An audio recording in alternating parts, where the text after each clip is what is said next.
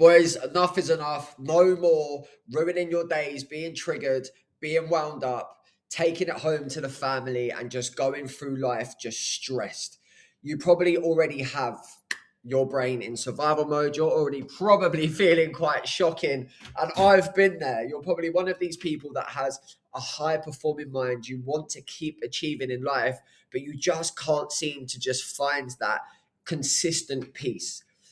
We become a slave to what happens on a day-to-day basis. We become a slave to, if the day goes well, we feel good. And then we wake up in the morning and we have to have other events to happen again. Now, we are very reactive. We are someone that gets wound up. We will ruminate. We'll be pissed off. We'll be annoyed. We'll be frustrated. And we just ruin our days. Why? Why?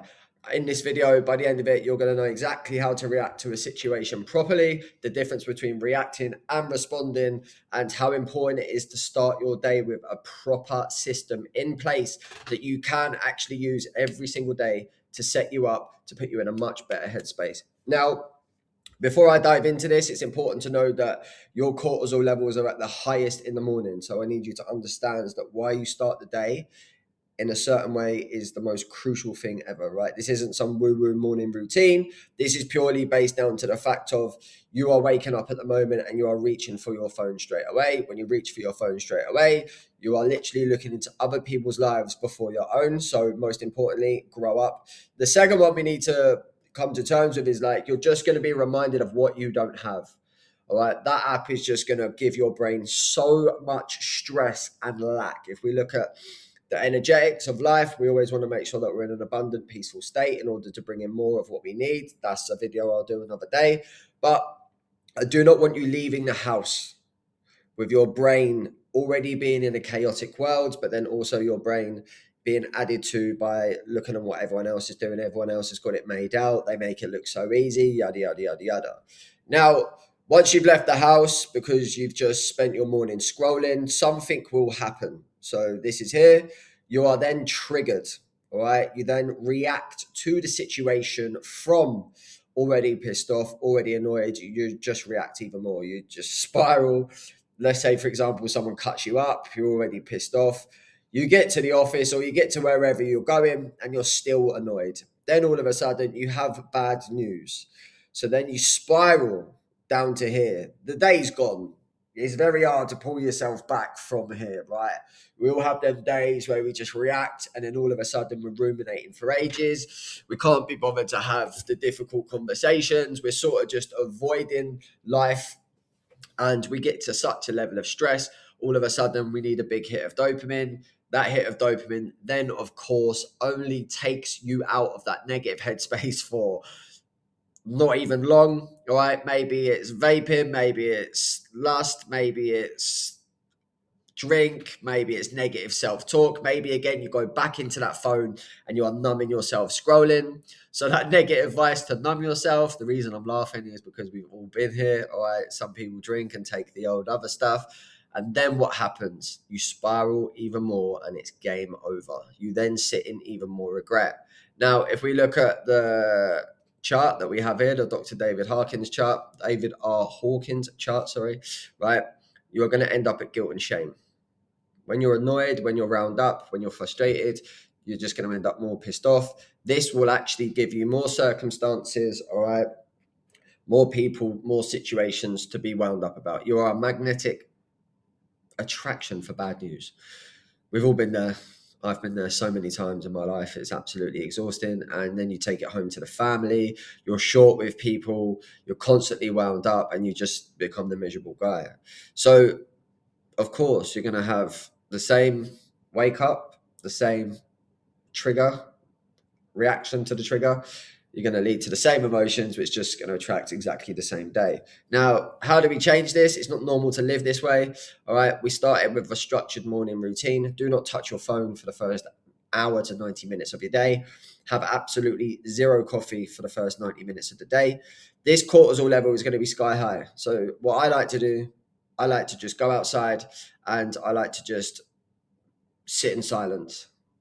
I let all of the chaotic thoughts come in. I don't judge them. I don't do anything. I just sit there in silence. and I just allow them to pass. I then throw myself in a freezing cold shower. All right. So sorry, I'll go back to the silence. Once I've sat in silence and I drop into the awareness, I visualize a scene, bring myself into an emotional state of happiness, joy, enlightenment, peace. I then go and throw myself into a freezing cold shower to give myself that little hit that I need. All right. Then I start my day solid by going for like a walk around the block. I just get me first. And once we do this, we create a set of peace. So instead of waking up and going to guilt and shame straight away, you're actually waking up and you're going to peace and joy. Now, Albert Einstein said, you can never solve a problem with the same level of consciousness that got you there. So if you currently have problems in life at the moment, you're operating from guilt and shame. Nothing new is going to happen until we get you up to peace, love, enlightenment. Sounds hippie, but it's just true. Authenticity actually should be at the top there. So once we've had a beautiful morning routine, you're going to be in a much clearer headspace. The reason silence is so important is because you just let all the chaos come. And what most people do is they don't want to listen to the chaos, so they numb themselves to avoid it, and then thoughts are all still there. They're unprocessed. They've just been put in a filing cabinet in the back of your head, and they will come out in your reactions throughout the rest of the day. We have dealt with them now. You've gone into peace. You've dropped into awareness. Now, when you leave the house and something happens, in that moment, you have visualized yourself a future version of you, right? The man that is living a peaceful dream life. When something happens, how would you react to this situation? So I had a client yesterday, he had a personal problem. He's messaged me, going mental, I'm spiraling, I'm da-da-da-da-da. And I'm like, bro, chill. You don't need to react straight away. You need to zoom out, right? From a third person perspective. I call this the spiritual bird's eye view, and look at it from the other individual. So, for example, he had an argument with his missus, right? And I said to him, be empathetic. Look at it from her point of view, right? Bring yourself into the state of the future version of you. See it as she's just a little girl that is reactive. She's annoyed. She's wound up. She's triggered. So she's using her coping mechanisms in order to be able to put it onto you. Come from a place of empathy and understanding. There's another one with business. My client had an accountant who was stealing from me. He didn't message me. He's drove 5 hours to go to his house, and all he stole was like a phone and a little bit more money. And I said to him, what solved that problem? He was like, nothing. Like, I just wasted a whole day. I was like, yeah, you missed our call. You get wound up. You wrote the whole day off for what reason? And you've been pissed off for a week. Doesn't make sense. It was your setback.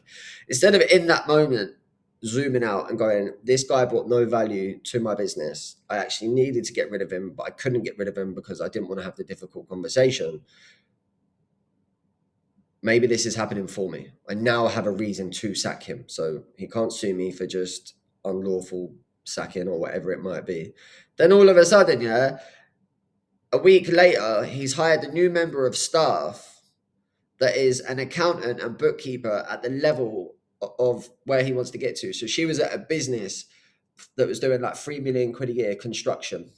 So he now has in place the foundation of what he needed. But instead of zooming out in that moment and going, actually, might be happening for me and not to me, this guy may have some financials problems going on, but I actually now am able to get rid of him, and coming from an empathetic, this is actually falling into place for me. Because we don't realize that when we want something energetically, when things start going wrong, we start to panic, but things are just getting moved out of the way. So he then started to understand that in the moment, the real self-development work is in the reaction. It's in the trigger.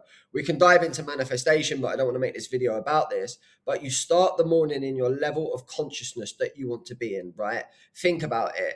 Why do you think you're getting triggered? There's an old version of you that does not want to leave this world. It wants to stay in that self-loathing victim mindset.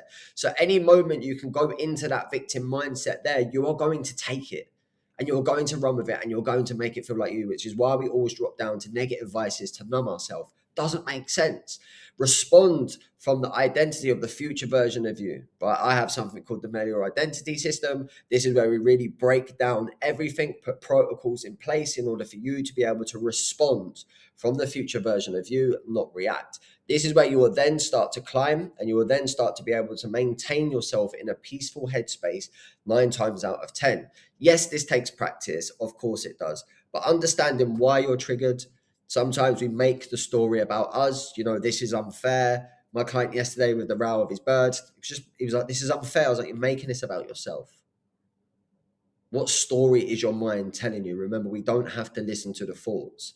The emotions are there to show us what's inside of us coming to the surface that we do, in fact, need to be able to work on. So it's all about how you start your morning. If you start it in lack, the rest of the day is going to be exactly the same. I guarantee it. If you start it in peace, you're going to be in a much better headspace to deal with the email, to deal with the confrontation, to deal with anything that pops up that would normally trigger you. You're going to be in a much better, clearer, and calmer headspace. And always look at it from the third person perspective. All right. Don't always make it about you. Don't believe the story that your brain kicks in and tells you. Look at it from a different angle. Remember, we don't want to drop down into a negative state of consciousness. We always want to make sure that we are up here. Right? We can then decide to stay at peace in the most brutal situations. So I've gone to funerals before, and instead of making it about myself and being a victim, when my granddad passed away, he was just ready to go. He just smashed life and he was just ready to go. So I always made sure I just found peace in every single situation. It's happened anyway. There's no point me falling into a victim mindset. Yes, you're allowed to be annoyed. Yes, you're allowed to be wound up, but you need to have a tool in place here to stop you going down to here. We want to have a tool in place. You then start to build resilience and being proud of yourself. And it's not numbing your emotions. It's not numbing anything. All right, feel it, understand that you're annoyed. It's okay to be annoyed, but what's the next best step? How would the future version of me think in this situation? How would he feel? And how would he react?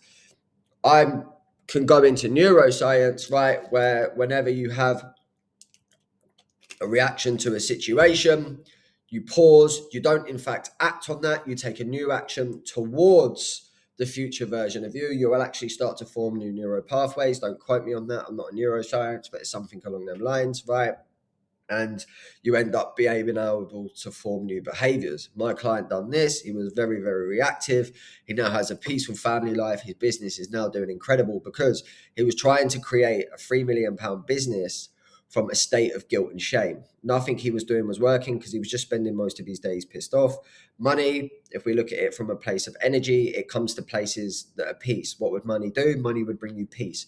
What would money do? It'd bring you joy. It would bring you a level of just feeling love, being able to take care of your loved ones. So the more that we stay up here, the more we're going to bring in. The more we're down here, the more that we're going to be going into more spirals, and it's completely game over.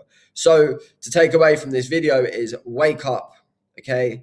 Make the morning about you. Do not have these horrible dark days where you get triggered and you find yourself back down here. Start your morning with a clear headspace. Whenever you get triggered, all right, respond to the situation from the version of you already living the life, and you will start to bring in new days and not the same days, all right? New behaviors, new patterns. Don't judge yourself for being annoyed at small, little, inconsistent things. But once you get into a headspace, that drive to work in the morning, someone cuts you up, they could just have 2 minutes to get to the hospital to see a loved one before they pass away. The power of reframing a situation is absolutely huge. All right. Most of our life can actually be reframed in the moment. Your brain doesn't know the difference between what's true and what isn't. It isn't a case of just letting people get away with being a moron. It's just a case of me making sure that I stay in a peaceful mindset. So I just tell myself stories that are valid, that I agree with, that aligns with me, and then I end up just staying at a place of peace. I was a very reactive person. I wouldn't speak to people for weeks, months.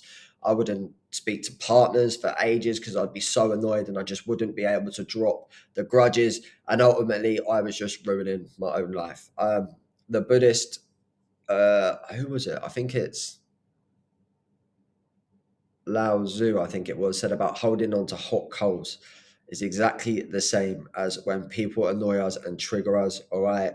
We do not want to do that. We do not want to be the person holding on to the hot coal. As soon as something happens, we want to remove the hot coal, respond, and go about our day. My other client had a day where he didn't want to get out of bed. All right, he was triggered, he was wound up, he was annoyed, he wanted to hide away from the world. We had a conversation. He got up, went to work, was in a peaceful state, managed to be able to turn it around, and he got called into the office and got a pay rise. All right, so it's never how we are in situations. It's always how we are in the situations. We want to make sure that we respond and we don't react. So be a king at responding, not reacting. There's a load of Stoic philosophy behind it as well, to do with the morning routines and how you respond. Feel free to dive into that. But that's just my relatable 10 peats. And yeah, I hope that helps. Big love. I'm Brad Parker. This is the Melior Life. Welcome to the channel. If you're new here, I love helping the lads out. Basically, I'm just a lad that went through some stuff and now I teach it to the world. And if you're not new here, big love, I appreciate you. Melior movement, baby.